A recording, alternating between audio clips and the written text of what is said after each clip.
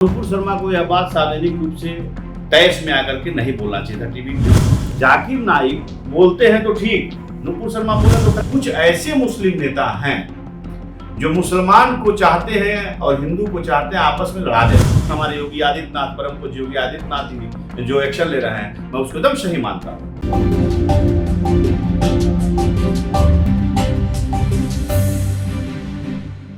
नमस्कार, आप देख रहे हैं आर लाइव। अभी हमारे साथ है पूर्व विधायक राजन तिवारी। इनसे जानेंगे जिस प्रकार से इन दिनों देश में नुपुर शर्मा के बयान को आधार बना करके उपद्रव हो रहा है, उस पर राजन तिवारी क्या सोचते हैं। सर, आपने देखा होगा कि नुपुर शर्मा के बयान के बाद जिस प्रकार से खास करके कानपुर में और अभी रांची में जिस प्रकार की घटनाएं हैं, इस पर क्या कहेंगे। देखिए, नुपुर शर्मा का बयान आप लोगों ने भी देखा होगा, मैंने भी देखा है। नुपुर शर्मा का जो भी बयान था वो तथ्य के साथ था।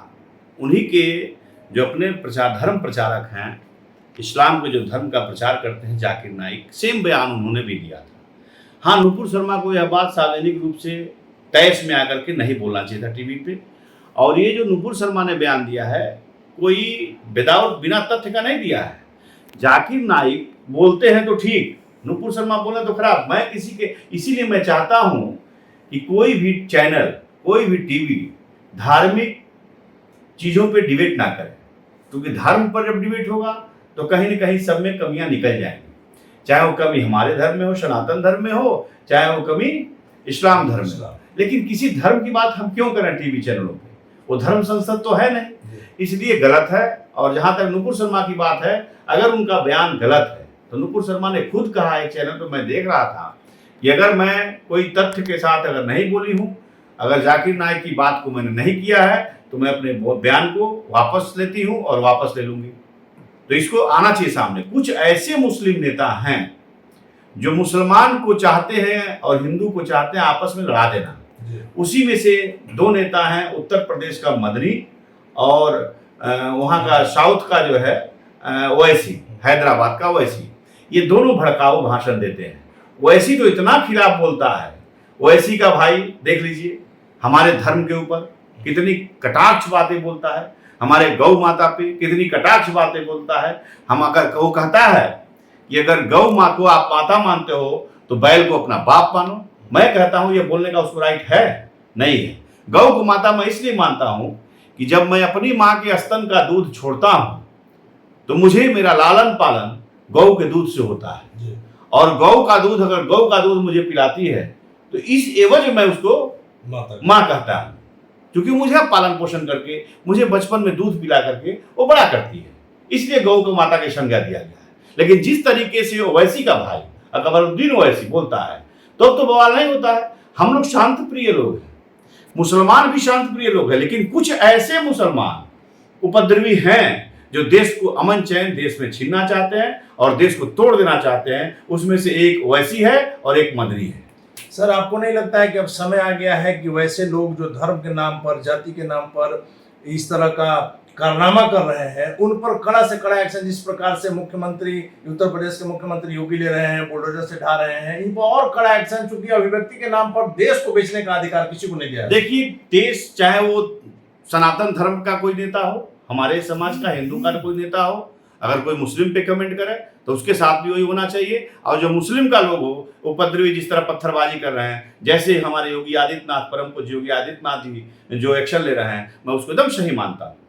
अगर सरकार कड़ा डिसीजन नहीं लेगा तो दंगा का बढ़ावा होगा, और दंगा जब बढ़ेगा तो दंगा की आगोश में दंगा यह कभी नहीं होकर आएगा कि हमारा और आपका परिवार सुरक्षित नहीं है, हम लोग भी असुरक्षित हैं। दंगा किसी को देखता नहीं है। दंगा की आगोश में सज्जन और सीधे लोग ही मारे जाते हैं, निर्दोष लोग। बिल्कुल बिल्कुल, सज्जन और निर्दोष लोग मारे जाते हैं। और मेरे कहने का मतलब है कि किसी भी परिस्थिति में दंगा को रोकने के लिए किसी हद तक जाना चाहिए, और ऐसे उपद्रवी भाषण, ऐसा उपद्रवी भाषण बोलने वालों के ऊपर सख्त से सख्त ऐसी कार्रवाई होनी चाहिए कि इनको देख करके अगला आदमी सबक ले कि इस प्रकार की घटना से वो कोसों दूर रहे। बिल्कुल बिल्कुल, मैं कहना चाहता हूँ वैसी को पकड़ के बंद कर देना चाहिए देशद्रोह के मुकदमे में।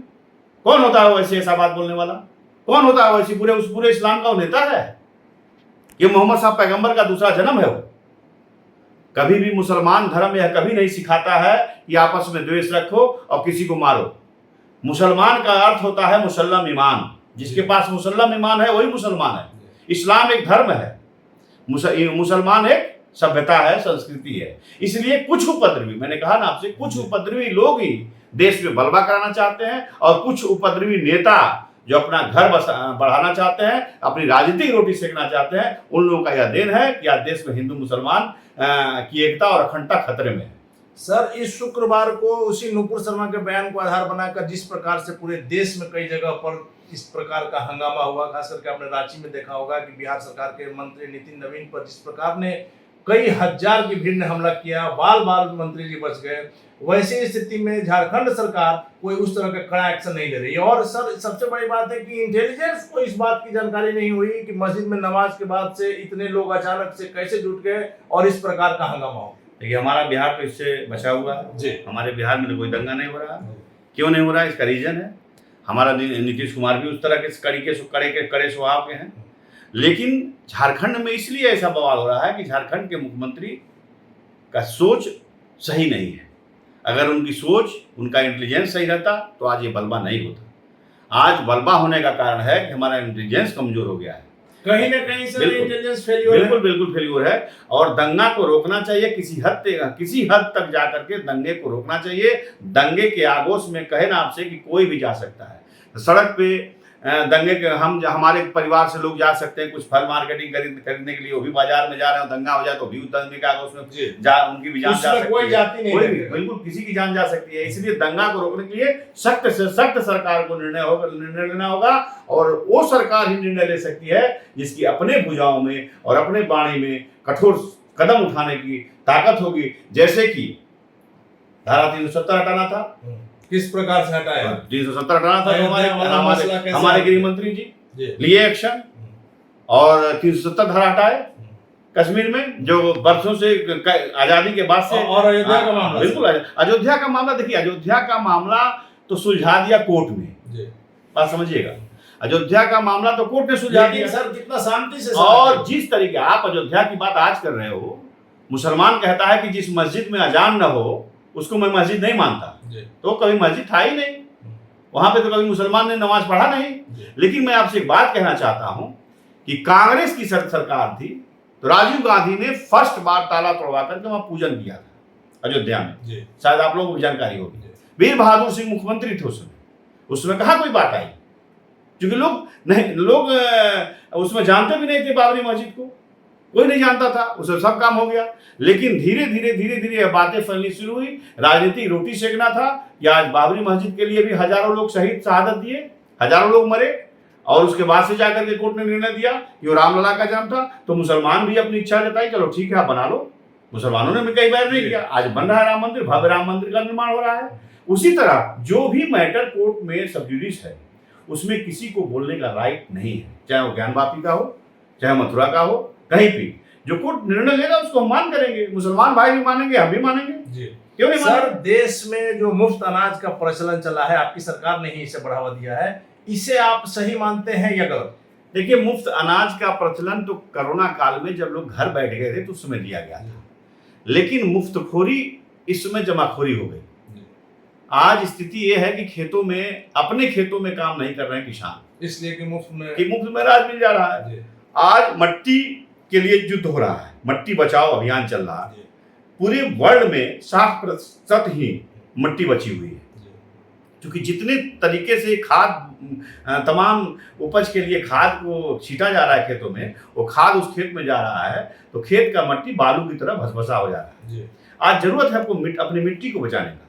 और जिस तरीके से विकलांग किया जा रहा है फ्री में राशन देकर के, मैं तो देख रहा हूँ कि किसी के परिवार में 10 बच्चे हैं तो 10 बच्चे 50 किलो उनको मिल गया, तो कहाँ खा पा रहे हैं, वो तो राशन को बेच रहे हैं फिर ना, जमाखोरी करके। इसलिए कि राशन को उसको बंद करना चाहिए और राशन बंद करके लोग अपने काम करके अपना अनाज खाएं, कहाँ कोई मांग रहा है। सर, आखिरी सवाल है कि क्या अब समय नहीं आ गया है कि जिस प्रकार से बीजेपी को जनता ने प्रचंड बहुमत दे करके सरकार बनाई है कि देश में अब जनसंख्या नियंत्रण नीति को कड़ाई से लागू किया? देखिए, मैं तो 2015 से इसकी मांग कर रहा हूँ।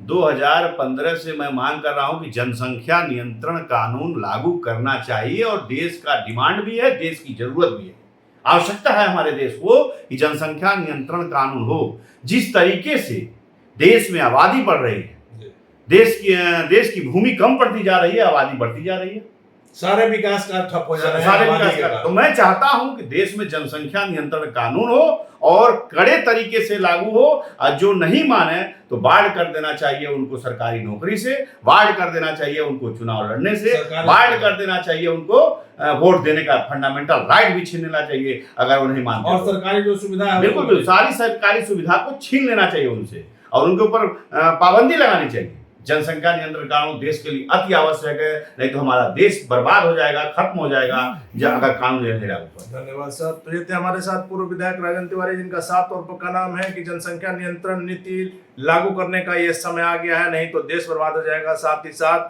धर्म के नाम पर जो लोग व्यापार कर रहे हैं, नेतागिरी कर रहे हैं, उनको भी साफ तौर पर इनका नाम है कि वैसे लोग जो धर्म के नाम पर अहिंसा फैला रहे हैं उन पर तुरंत कार्रवाई होनी चाहिए, और ऐसी कार्रवाई होनी चाहिए कि उसे देख करके अगला व्यक्ति सबक ले सके और इस प्रकार की दंगा को रोका जा सके। आप देख रहे हैं रवजी लाइव, खबरों का सिलसिला जारी, आप बने रहे रवजी लाइव के साथ।